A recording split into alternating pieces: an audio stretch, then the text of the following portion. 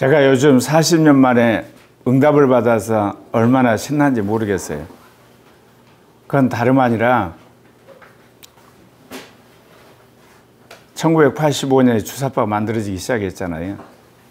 그래, 그게 대학가를 점령하고 나중에 이제 그들이 통진단을 만들어서 이 나라를 흔히 공산화 시키려 했지만 실패했고, 근데 그 세력이 전부 우리나라 각 분야에 진출을 하게 되면서 민주화를 이제 빙자해 가지고 나라를 점진적으로 이제 공산화를 시키고, 단계적으로 공산화를 시키고, 선거에 의해서 공산화를 시키고, 재판에 의해서 공산화를 시키고, 이런 과정들을 제가 지켜보면서 절망에 가까운 그런 생각을 했거든요. 왜 그러냐면 40, 50세기 민주화의 주역들인데, 정확히 말하면 민주화의 의식화된 세력인데, 이 세력이 주사파 세력하고 찰떡궁합처럼 엉거붙어 가지고 나라를 이제 이끌어가니까 여러분이 아는 것처럼 온통 이 나라의 각 분야에 이 핵심적인 요직마다 이 주사파 내지는 주사파 동조하는 세력들이 나라를 이끌어가는 거예요. 그러니까 5,200만 국민이 개나 돼지처럼 세뇌를 당하는데 이거를 깨트릴 방법이 전혀 없는 거예요. 여러분 보셨잖아요. 네. KBS, MBC, SBS, CBS 다 이 주사파가 뒤안에서 전체적인 전략에 따라서 움직여요. 잘 자란 것만 사실을 이야기하고 진리를 이야기하지, 거시적인 거, 국가적인 거는 다 완전히 왜곡하면. 여러분, 조선일보, 동아일보, 중앙일보도 마찬가지예요. 나름대로 보수라 그러지만 결정적인 건 다 친중 노선 걷게 되고, 그 안에서 이게 주사파 논리 따라가고, TV조선도 그렇고 채널A도 그렇고 특히 JTBC 이거 완전히 한마디로 정부 언론에 이제 하수인처럼 하지. 좌파 이게 유튜버들 계속해서 사람들 이게 선동을 하지. 거기에다가 더민주당이라든지 개혁신당이라든지 조국혁신당 같은데 이런 데 보면 계속해서 나라를 이제 북중로 쪽으로 끌고 가고 자꾸 좌파로 끌고 가지. 여러분 이번 보셨잖아요. 사법부 곳곳에 그야말로 사회주의 운동했던 사람들이 판사로 있고 헌법재판관으로 있고 또 검사도 그런 사람도 있고 군인 안에도 있고 경찰 안에도 있고 공무원 안에도 있고 그리고 교사들 안에도 있고 기업인 안에도 있어요. 목사 안에도 있고 신부 안에는 디글디글하고 그리고 승려 안에도 있고 심지어 과학자들 안에도 있어요. 이거를 보면서 어떻게 이거를 해결할 건가. 그래서 제가 이거를 해결하는 방법은 나로서는 반동성애 운동을 통해서 일단은 교회 안에서 기독교 안에서 주사파를 장차 이길 사람들을 찾아내야 되겠다. 일단은 교회를 지키고 그 안에서. 그래서 제가 지난 이제 9년 전에 반동성애 운동을 겸해서 한 거예요. 한편은 교회를 지키고 한편은 나라를 지키는 세력을 키우려고. 그래서 말한 것처럼 나는 통합보단부터 뜯어고쳐야 되겠다. 그러고 나서는 이제 어떻게든지 이재명과 민주당이 대선을 잡는 거 막아야 되겠다. 그래서 나름대로 이제 정권 연장한 거 막는 운동하고 내가 할 수 있는 일은 학생들 인권조례 막는 일을 해야 되겠다. 근데 그 다음에 이제 본격적으로 주사파를 어떻게 실체를 드러내서 이게 박살을 내야 되겠는데 방법이 없는 거예요. 왜냐하면 이 주사파는 거짓말을 하는 거거든요. 선동을 하는 거예요. 흔히들 말하면 은폐를 시키고 그리고 선전을 해서 사람들을 한말 호리는 겁니다. 군사족제는 뭐냐, 총칼 가지고 협박하는 거거든요. 너 죽어 그래가지고 말 안 듣는 사람 가가지고 잡아다가 중정관들이 가서 죽으라고 고문을 해버리든지 아니면 고문하면 어느 날 그거를 차에다 뜨고 산 같은 데다 버려버려요. 그러니까 사람들이 공포에 따라서 알아서 기는 거죠, 다. 알아서 기는 거예요. 왜? 반대하는 사람은 어느 날 고문하다 죽고, 그 다음에 어떤 사람은 세무조사에서 재벌도 이게 도산하니까 다 알아요, 국민들이. 독재를 한 줄 알지만 알아서 다 기는데 이거는 뭐냐? 그럴 필요가 없어요. 계속해서 거짓말을 하는 거예요, 이제. 그리고 선동하고. 그러니까 개나 돼지가 되어서 국민들이 하는데, 이거를 하려면 언론이 도와주든지, 아니면 교육이 어떻게 하든지, 교회가 깨어나든지, 시민단체가 돼, 아니면 정당이 어때야 하는데, 모든 곳에 주사파 세력이 포진해서 다 막는 거예요. 그런데 2024년 12월 3일 대통령이 자신이 감옥 갈 각오로 대통령이 스피커가 돼가지고 비상계엄을 해버리니까 국민들이 쇼크를 얻어가지고 왜 대통령이 미친 짓을 하냐? 미치지 않는 대통령이 왜 미친 짓을 할까? 정치에 관심 없고 나라에 관심 없던 2030이 인터넷 뒤지고 그리고 유튜브 뒤지고 책을 펴보고 카톡방에 토론하다가 우리나라가 이렇게 세뇌가 돼가지고 주사파 논리에 의해서 우리가 신공산주의가 되고 그야말로 민주공산주의로 가는 걸 알게 된 거예요. 그러니까 2030이 그야말로 그 논리적이면 사실에 근거해서 자신들이 확신하잖아요. 튀쳐나온 거 아니에요. 그러면서 내가 얼마나 감사했는지 몰라요.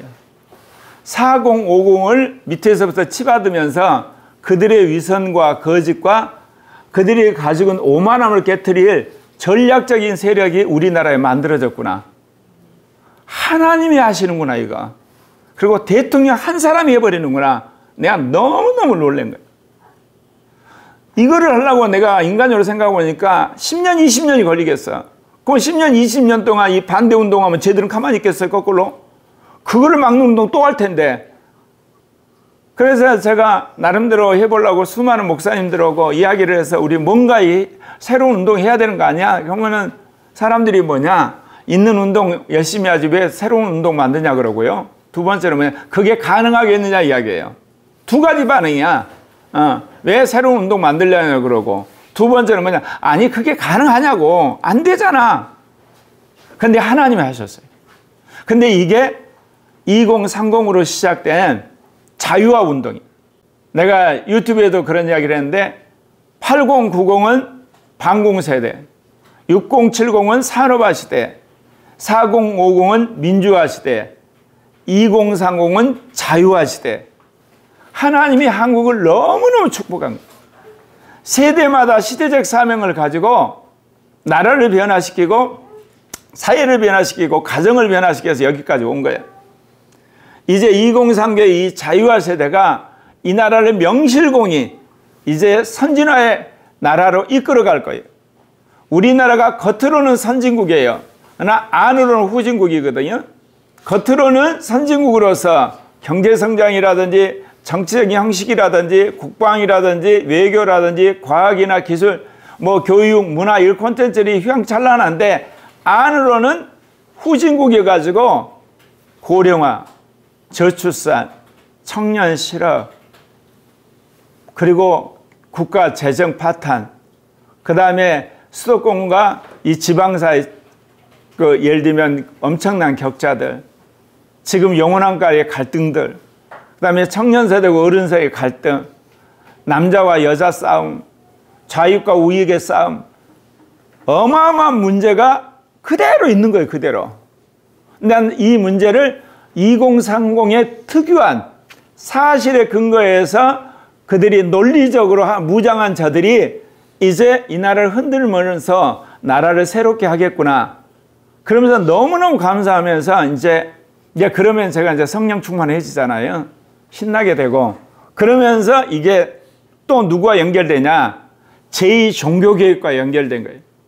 지금까지 주님께서 제2종교개혁을 저를 통해서 이제 신학을 정립하게 하고 영성훈련을 하고 은사개혁하고 코리아 교회가 그걸 위한 하나의 실천적인 모델이 되어서 그런 교회를 만들고 그런 가정들을 세우고 그런 어떤 사람들을 하나님께서 소수로 훈련시켰는데 이제 2030을 복음화하고 그들에게 말씀을 전하고 성령 운동을 함으로 2030이 제2종교계의 주력으로 삼으라 주님의 뜻으로 제가 받아들였어요.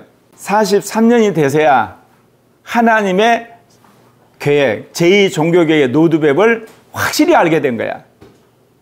어쩌면 내가 이렇게 멍청할까? 하나님이 가르쳐 주지 않으면 인간은 진짜 멍청하구나. 그걸 알았어요. 그럼 뭐냐? 루터의 종교개혁은 먼저 종교개혁이 일어나니까 그 다음에 종교전쟁이 일어나고 그리고 나서 시민혁명, 정치개혁이 일어나요. 그리고 과학혁명, 지식혁명이 일어나요. 그 다음에 산업혁명이 일어나요. 그 다음에 사회혁명이 일어나요. 그리고 나서 우리가 말하면 교육혁명이 일어나요. 그러니까 정보혁명이 일어나서 지난 500년 동안 현대 문명을 만들어 놨거든요. 그러는데 주님이 이번에 미국에서 일어난 일과 한국에 일어난 일을 통해서 한국에서 일어나는 이제 새로운 이 제2종교개혁은 순서가 거꾸로다는 거예요. 첫 번째가 정치개혁이라는 거예요. 그래서 미국에서도 트럼프가 대통령이 되고 공화당이 상원하원을 장악하고 그리고 이제 보수적인 판사들이 연방대법원을 장악하면서 위로부터 미국이 확 바뀌기 시작한 거예요. 세계의 영향력도 바뀌어지기 시작하고 주변 국가에 대한 어떤 단호함, 그 다음에 미국 자체가 바뀌어지는 마약 문제, 불법 이민 문제, 이 LGBT, 이 동성애 독재 문제가 해결돼가는 그런 어떤 트렌드를 보면서 깜짝 놀랐어요. 한국도 마찬가지. 윤석열 대통령이 12.3 자유혁명을 통해서 2030을 깨어버리니까 이제 중도층이 깨어나고 호남도 깨어나고 물론 보수 우파는 깨어나고 이제 나이 많은 노년층도 깨어나고 이제 4050도 깨어나고 나라 전체가 깨어나는 그런 일이 벌어지게 됐다는 거예요. 그러면서 하나님이 앞으로 이제 2030의 성령운동을 이끌어가는 믿음을 주면서 그동안 우리가 이제 봤던 그 말씀 사도행전 2장 17절부터 21절 말씀이 다시 와닿는 거예요. 여러분요, 성경에서 세대에 대한 예언이나 약속이나 언약이 구체적으로 나온 것이 이 사도행전 2장 17절 21절이 유일해요. 우리가 추론해 볼 수 있는 것은 요한 1서에 나와요. 나오긴 하지만 근데 거기서 뭐라고 그러냐, 성령 운동과 더불어서 나오거든요. 왜 성령 운동과 더불어서 너희의 자녀들은 예언할 것이요, 그리고 너희의 젊은이들은 환상을 보고 노인들은 꿈을 꾸고 남녀정들은 예언한다고 했을까? 하나님께서 말세에 아예 전 세대에 성령을 부으시는데 이 성령을 부으심으로 말미암아 하나님께서 사회 전체를 그야말로 복음과 성령으로 말씀으로 바꿀 계획이 있는데 그 첫 대상 국가가 한국이라는 거예요. 그래서 오늘 여러분들에게 이제 코리아 교회가 가야 할 방향이 분명하구나. 이제 정치개혁은 윤석열 대통령하고 2030 중심으로 그리고 이제 개혁된 세력이 할 테고 우리도 거기에 참여는 하지만 우리가 해야 될 것은 뭐냐, 2030을 어떻게든지 복음을 전하고 양육하고 그리고 그들의 성령운동을 해야 되겠다. 그래서 이제 오늘 제2종교계의 노드에 대해서 여러분들에게 잠깐 말씀을 드리려고 그래요. 첫 번째가 말씀드린 것처럼 정치개혁이에요. 말씀드린 것처럼 루터의 개혁은 종교개혁이었고 그 다음에 종교전쟁이었고 말하자면 시민혁명, 정치개혁이었고 과학혁명이었고 산업혁명이었고 이렇게 됐거든요. 주님께서 이 한국에서 시작된 제2종교개혁 프로그램 정치개혁부터 시작하는 거예요. 한국과 미국에서 정치개혁이 일어나면서 이것이 아래로 내려가는 그런 일들을 하는데 그러면 정치개혁의 핵심이 뭐냐? 당원이 주인된 정당이에요. 더불어민주당하고 국힘당 쓰레기 같은 국회의원들이 모여서 개헌 논의를 하는데 정말 악하고 교활한 자들이에요. 저 뒤집어 엎어야 돼요. 누가 엎으냐? 2030이. 여러분, 우리나라가 지금 제왕적 대통령제라고 해서 망했나요? 아니에요. 제왕적 국회 때문에 망하고 있는 거예요. 예전엔 제왕적 대통령 때문에 망했어요. 맞아요. 근데 제왕적 국회 때문에 망한 거예요. 그런데 여기에 내각 책임제로 하면 어떻게 해서 나라 완전히 자기들이 나눠 먹는 거예요, 여러분. 우리나라의 정치 문제의 핵심은 뭐냐? 당원 중심의 정당이 안 되는 거예요. 공천만 받아서 국회의원 되고 대통령 되고, 흔히들 사법고시 받아서 판사, 검사 되면 제어할 방법이 없어요. 완전히 국민 위에 군림하는 거야. 또 선거철이 또 되잖아요. 그러면 유권자들을 어떻게든지 당원들을 꼬셔가지고 딱 당선되잖아요. 그러면 또 4년, 5년 검판사가 뜨면 평생 그 자리에 앉아 있는 거예요. 이건 뭐를 말하느냐? 당원이 중심이 돼서 정당이 움직여야 돼요. 정당 정책을 어겼다든지 정강을 어기면 퇴출을 시켜버려야 돼요. 그리고 당헌 당규에 있는 정책을 위반을 해야 돼요. 어떻게 보수 정당이 진보 정당이 하는 정책을 위반을 하냐고. 한동훈이 같이 쓰레기에 빠진 인간이, 여러분 이민법 만들면 어떻게 되는 줄 알죠? 지금 우리나라에 중국인들이 와가지고 대학에 유학생으로 와가지고 탄핵 찬색 집회에 가고 댓글 부대 달고 심지어 선거 때 개표원으로 종사까지 하고 이런 판국이에요. 지금까지 전쟁은 총칼에 의한 전쟁이죠. 윤석열 대통령이 이번 비상계엄에서 하는 이야기가 하이브리드 전쟁이라고 그랬어요. 선거에 개입하고 마약을 집어넣고 그 다음에 어때요? 미인계를 쓰고 정보를 탈출하고 온갖 사람은 뇌물을 주고 그래서 국회의원들을 포섭하는 하이브리드 전쟁이거든. 이런 거를 막으려면 어때요? 당원이 중심된 정당이어야 되고 정당에 맞는 정책을 해야 돼요. 그러니까 정당에 맞는 정책을 하지 않는 국회의원은, 시의원은 예를 들면 그런 이게 내각에 참가하는 퇴출을 시켜버려야 되는 거예요. 그래야지 당원을 무섭고 국민을 무서워하게 하는 거예요. 두 번째는 신학개혁이에요. 나라가 바꾸려면 정치가 바꿔야 되지만 교회가 바꾸면 신학이 바뀌어야 돼요. 12.3 계엄이 터지니까 우리 총회장하고 장신대 총장들이 대통령 비난하면서 탄핵 지지하는 성명서를 냈어. 완전히 고립인 신학자들이야. 이 나라가 어떻게 지금 신공산주의로 가고 민주공산주의로 가고 단계적 공산주의로 갔는지 모르고 그런 성명서를 내. 내가 성명서 내달라고 책을 300번의 신학교 교수들을 보냈어. 통합적 7 신학교에 교수들에게. 가브리엘 쿠비가 말한 성혁명. 그래서 포괄적 차별금지법 반대하는 성명서 내는데 그 성명서는 내지도 안 하면서 그럼 뭐를 말하냐? 좌경화되어 있는 거야. 인본주의가 되어 있고 육신적인 인간들이야. 신학개혁의 핵심이 뭐예요? 성령을 따라 성경 위에 세워진 신학이야. 내가 지금까지 성령 충만한 신학자를 본 적이 없어. 성령 체험한 신학자는 몇 명 만나기는 했어. 아니 성령 충만하지 않고 어떻게 성경 가지고 이 시대를 해석하는 신학을 만드냐고. 외국에 가서 신학박사 학위 받아와서 지금 신학 팔아먹고 있는 지식 장사하고 있는 거야. 그 단적인 이유가 뭐냐? 우리 교단이 285만인데 지금 225만, 60만이 줄었어. 10년 사이에. 누구 책임이야? 첫째는 신학교 교수들 책임인 거야. 두 번째는 교단의 지도자 책임이고 그 다음에 목회자 책임이고. 왜 그러겠어요? 성령 받지 않는 사람들이 신학교 교수가 되니까. 성경에 근거한 신학을 가르치지 않아. 자기가 배운 신학 가르치니까 거기서 배운 신학생들이 뭐를 하겠어요?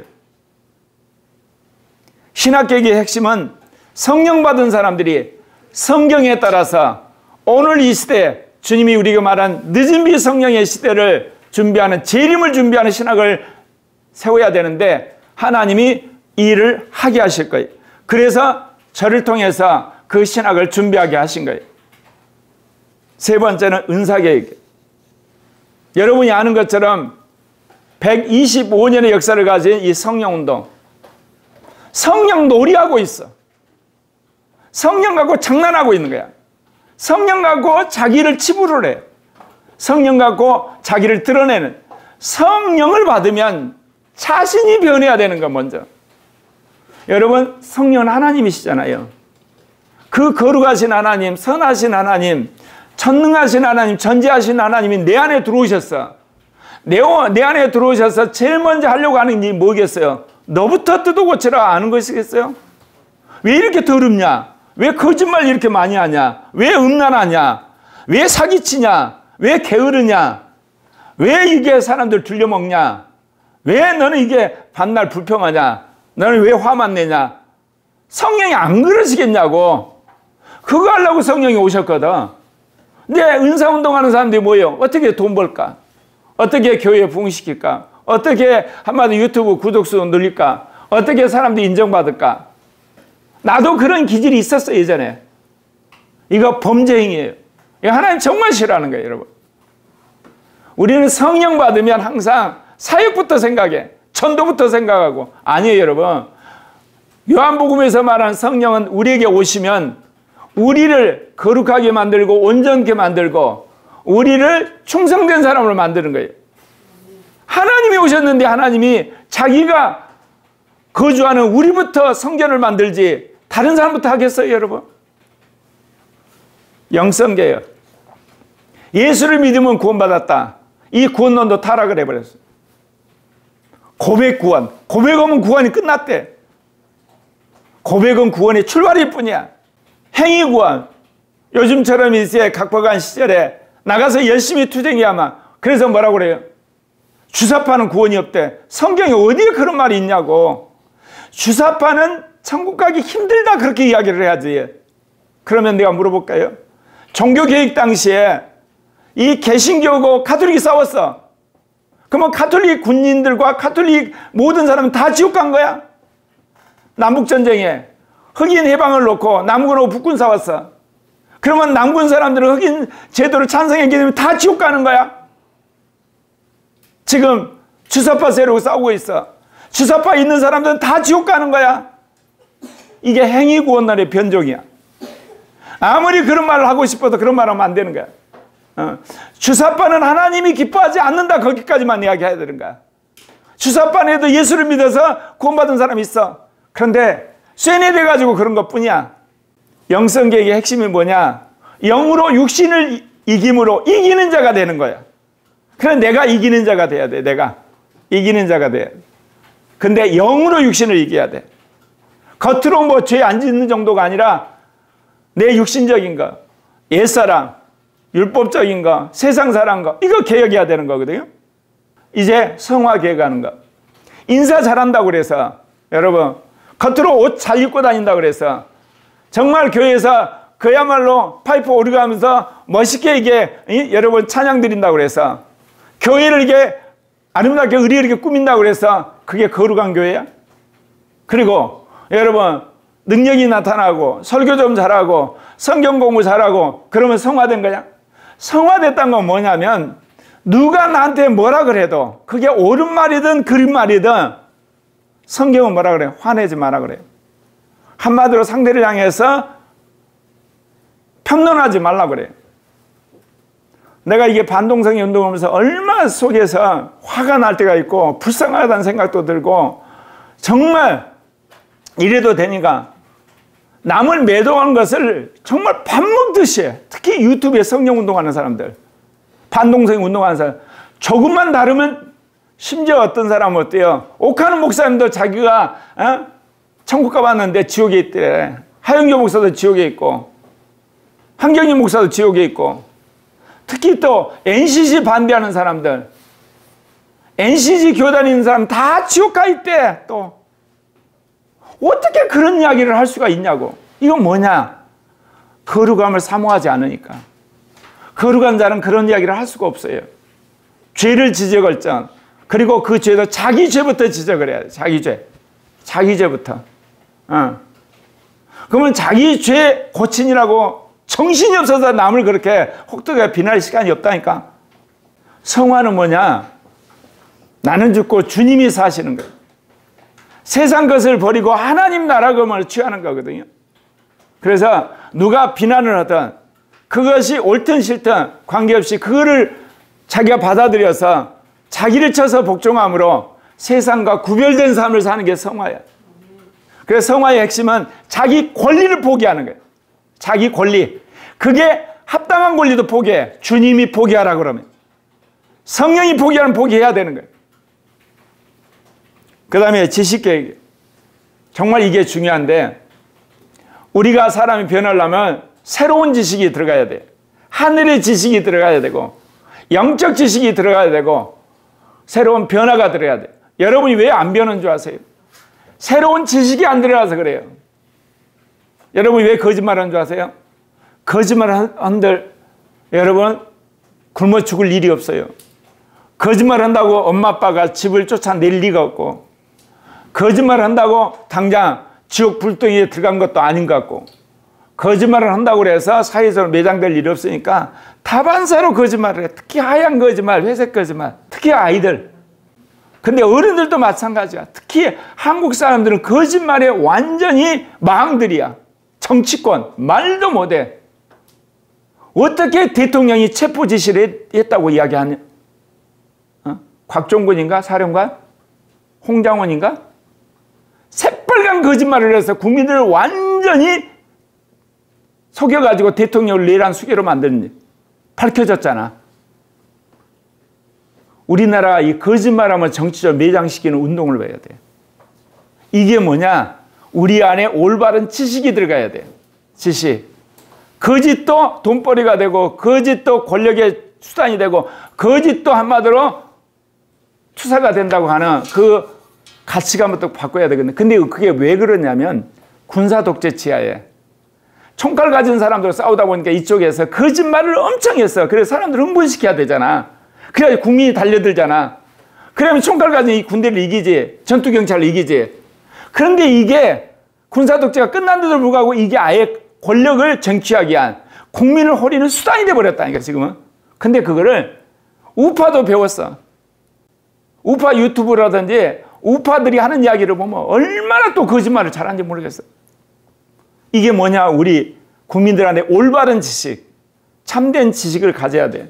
여러분 참된 지식을 가지려면 어때요? 성경에 근거한 세계관을 가지셔야 돼. 주님이 이 시대를 향한 가장 중요한 지식, 핵심적인 지식은 늦은 비 성령의 시대다. 그리고 주님은 세계의 선교를 완성하기 원한다. 그러기 위해서는 아시아가 선교되기 위해서 하나님 모든 걸 지금 행하고 계시다. 민족은 통일될 거다. 그리고 한국과 미국이 종교개혁의 핵심적인 거다. 이게 지식이야. 이런 올바른 세계적인 우주적인 지식이 여러분 안에 장착이 돼야만 그 다음에 여러분이 사는 직장생활, 가정생활, 사회생활, 그 다음에 국가생활, 개인생활, 교회생활의 해석이 올바로 되는 거야. 이 지식이 우주적이고 세계적인 지식이 잘못되잖아요. 그러면 그 다음에 그 사람이 하는 모든 이야기는 다 거짓말이 돼버려요. 그래서 올바른 지식을 퍼뜨리고 패러다임을 바꾸고 체계를 바꾸고 그런 사상을 바꾸는 개혁이 일어나야 돼요. 그러게 되면 어떤 일이 벌어지냐? 우리나라가 선진국이 되는 거예요. 예컨대 여기 교사도 계시지만 고등학교, 대학 교수들 전부 다 해직해버려야 돼. 해직. 지금 있는 고등학교, 대학교 교수들 필요 없어. 아이들한테 AI 훈련한 것만 하면 질문만 있고 공부할 의욕만 있으면 다 할 수 있어. 그러면 교사가 필요 없냐? 교수가 필요해요. 어떤 사람? AI를 만들고 다루고 훈련시키는 그룹 하나고 또 하나는 아이들로 하여금 삶의 의미를 가지고 부지런히 살고 적극적으로 살고 더불어 살고 진취적으로 살고 그리고 이 정보시대와 살 수 있도록 인격적인 훈련, 공동체 훈련, 근면하게 살게 하는 그런 상담자로서 동기부여자로서 함께 배우는 자로서 그런 새로운 교수, 새로운 교사가 필요한 거야. 지식을 전해주는 교수나 교사는 필요 없어. AI 한 사람, 그 하나가 전 지구상에 있는 모든 자의 교수요, 교사야. 그런데 지금 어때요? 교육개혁 할 생각을 않잖아. 지식개혁 할 생각. 이 지식개혁 해야 된다니까. 그리고 또 하나, 목회개혁. 이제는 사람들이 삶 안에서 예배당이 안 와. 예배당이 안 온다니까. 그러니까 두 종류의 이제 목회를 해, 신학교를 하려면. 하나는 뭐냐? 믿는 사람들을 위한 목회하고, 하나는 마을 사람들을 위한 목회하고, 그리고 함께 나라를 위한 목회, 민족 목회 세 가지를 할 줄 알아야 돼. 차별금지법, 목사부터 시작해서 모든 교인들이 주말에 나가서 같이 데모해야 돼. 그리고 선거 때 참여를 해가지고 차별금지 반대하는 사람들을 뽑아야 돼. 그 민족 목회야. 그리고 마을 목회는 뭐냐? 목사님이 통장이 돼가지고 그 마을에 있는 190개 가구 사람들의 모든 상황을 놓고 다 안 다음에 기도를 하고 교인들과 함께 거기에 맞는 전도를 해야 되고, 이게 이제 마을 목회고, 이제 교회 목회는 예배를 드리고 성령을 받게 하고 그 다음에 교제하는 이 목회를 해야 돼. 목회 계획이 일어나야 돼. 그러니까 신학교도 교육을 세 가지를 시켜야 돼. 민족 목회하는 훈련, 그 다음에 마을 목회하는 훈련, 그리고 이 교인 목회하는 훈련을 해야 돼. 목회 계획 그렇게 하지 않으면 교회가 부흥도 안 되고 교회가 사회적으로 인정도 못 받고, 그리고 교회가 더 이상 존재할 수도 없어. 그 다음에 선교교회. 선교도 그래. 이 지역사회를 선교하는 거, 영역을 선교하는 거, 사이버 영역을 선교하는 선교를 우리가 영역별로 선교를 해야 되는 거야. 그러려면 어때요? 그런 선교사를 다양하게 키워야 돼. 그럼 모든 교인들을 선교사로 키우는 선교 계획이 일어나야 돼. 목사부터가 선교사가 돼야 돼. 성령이 원하시면 자기가 있는 지역을 떠나서 가라고 한 대로 가야 돼. 왜냐? 주님의 종이니까. 그래서 지역 선교, 그 다음에 영역 선교, 사이버 선교 세 가지를 다 함께 하고, 그러려면 팀워크를 이루어야 돼. 그런 선교 계획을 우리가 해야 되고, 그런 새로운 개혁이 일어나야 돼. 그 중에 이제 교육 계획이 있어요. 그 다음 본격적으로 애를 태어나서부터 아이들을 이제 보내는데 가정교육과 교회교육, 그 다음에 이제 공식적인 학교 교육이 같이 가야 되는 거야. 오늘날 부모들이 어때요? 가정교육 안 시켜. 이게 망나니가 되어가는 거야. 이게 완전 이기적인 사람이 되어가고, 이거 아니 돈만 하는 사람이 되어가. 가정에서 가정교육을 시켜야 되고, 교회에서 신앙과 인격훈련을 시켜야 되고, 학교에서는 어떻게 이 세상을 살아갈 수 있는가, 디지털 시대에 적응하는 훈련을 해야 돼. 특별히 AI나 로봇이라든지 양자 컴퓨터라든지 이런 첨단 문명을 어떻게 잘 이용할 것인가, 이런 훈련을 시키는 교육 세 가지를 같이 해야 되거든요. 그런데 오늘날 한국 교육은 뭐냐? 학교에다 줘. 심하게 말하면 출세교육이야. 직업교육이고 취직교육이야. 교육도 죽어가고 가정교육도 죽어가고, 이 세 개의 교육을 함께 해야 돼. 굉장히 불편하지만 그러려면 학교 교육에 있어서 교사들만 권리를 가지고 있으면 안 돼. 학부모도 참여하고 교사도 참여하고, 그리고 이제 고등학교 이상 되면 고등학생들도 참여해서 교육을 같이 논하는 3주체 교육을 해야 돼. 그런 의미에서 교육도 근본적인 혁명이 일어나야 돼. 더더욱 뭐냐? 어린이집부터 그 다음에 유치원, 초등학교, 중학교까지는 지금 국가가 관장하고 지방자치가 관장한 교육을 해야 되지만, 고등학교, 대학교 같은 경우는 완전 경쟁으로 다 바꿔야 돼. 예. 지금처럼 추첨제가 아니고 대안학교를 가고 싶으면 가고, 공립학교를 가고 싶으면 가고, 사립학교를 가고 싶으면 가고, 직업학교를 가고 싶으면 하고, 혼자 자기가 모여서 이게 클럽 운동을 하고 있으면 하고, 거기에 대해 일정한 재정 지원을 국가가 해주고, 세계적인 천재를 키워야 된다니까. 그래야지 다 먹고 사는 거야. 이제는 제조업 시대가 아니야. 글로벌 시대야. 여러분, 머스크 한 사람이 전 세계를 들었다 놨다 하잖아. 노동자들이 가치를 만드는 시대가 아니라니까. 이제는 한 사람의 천재가 가치를 만드는 시대야. 잘못된 이 막수주義세계관이 완전히 사로잡고 있어. 교육 확 뒤집어 엎어야 돼요. 그럼 우리 국민이 정말 놀라운 국민이에요. 대학도 그래요. 대학도 실력 없고 능력 없고 경쟁력 없는 학과 교수들 다 잘라야 되는 거야. 완전 경제. 그리고 대학을 왜 건물에 지어야 돼? 삼성전자도 삼성대학을 지으면 되지. 뭐가 문제가 있어? 그러잖아. 현대자동차가 현대대학을 만들면 되잖아. 그냥 서로 경쟁하면 돼.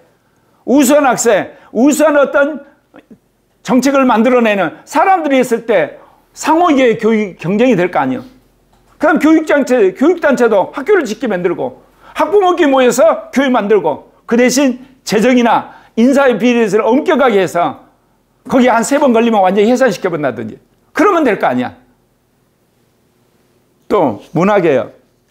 지금 문화개혁이야 한국의 문화가 어떻게 보면 사람들에게 있어서 생소하고 굉장히 어떻게 보면 사람들이 신선해요. 근데 이게 한 10년, 20년 되면 이제 바닥이 다 나요. 그러면 한국이 어떻게 문화에 있어서 앞서가겠어요? 한국과 일본 문화를 융합을 시키면 새로운 문화가 나와요. 그러면 일본 사람이 얼마나 좋아하겠어요? 또 우리나라 사람들고 한국과 중국 문화를 융합한 새로운 문화, 새로운 영화, 새로운 스포츠, 새로운 만드는 거야. 한국어 태국 문화, 한국어 미국 문화, 한국어 영국 문화, 문화의 융합을 일으켜야 돼요. 그러면 이런 융합할 수 있는 지혜와 능력이 어디서 나오겠어요? 성령이 우리에게 주시는 거예요. 그럼 우리 국민이, 우리나라가, 그리고 한국의 교회가 살 길이 무궁무진한 거예요. 얼마든지 우리가 나갈 수 있는 길이 너무너무 많은 거예요. 내가 단적인 예를 들죠. 지금 네팔 사람이 완전히 I love Korea야. 한국 가고 싶다야. 몽골 사람들 완전히 몽골이 한국이 돼버렸어. 우리가 총칼 가지고 그 나라 가서 지배한 거 아니야. 우리가 탱크 밀고 가고 우리가 장갑차 갖고 와서 지배해서 야 우리말 들으라는 게 아니라 자기들이 알아서 문화를 수입해가지고 자기들이 알아서 한국을 닮아가고 있다니까. 이게 지금 21세기 글로벌 시대의 트렌드야. 세계가 하나 되어가니까. 그러니까 우리가 앞서가는 문화, 그리고 앞서가는 교육, 앞서가는 지식, 앞서가는 어떤 과학의 어떤 첨단을 가게 되면 와서 배워가. 와서 배워가. 그거 오라고 그래. 그래서 자연스럽게 우리 영향력이 세계에 퍼지게 되는 거예요. 여러분 유튜브 보면 스리랑카에서도 그래. 나이지리아에서도, 우간다에서 그러고, 케냐에서도 그렇고, 이런 이디오피아에서 그런 일이 벌어지고 있는 거야. 왜? 우리 문화가 앞서가니까. 그리고 우리의 특징이 뭐냐? 찢어지게 가난한 단계에서부터 최고의 첨단 문화까지 다 있어요. 우리는 층층이. 그러니까 모든 나라가 요구하는 수준에 맞춰서 문화를 수출할 수 있고 경제에 협력을 할 수 있는 나라야. 문화개혁을 해야 돼. 마지막 민족을 개혁해서 통일을 해야 되는데 그러면 누가 해야 되겠냐 이거를. 2030이 해야 돼.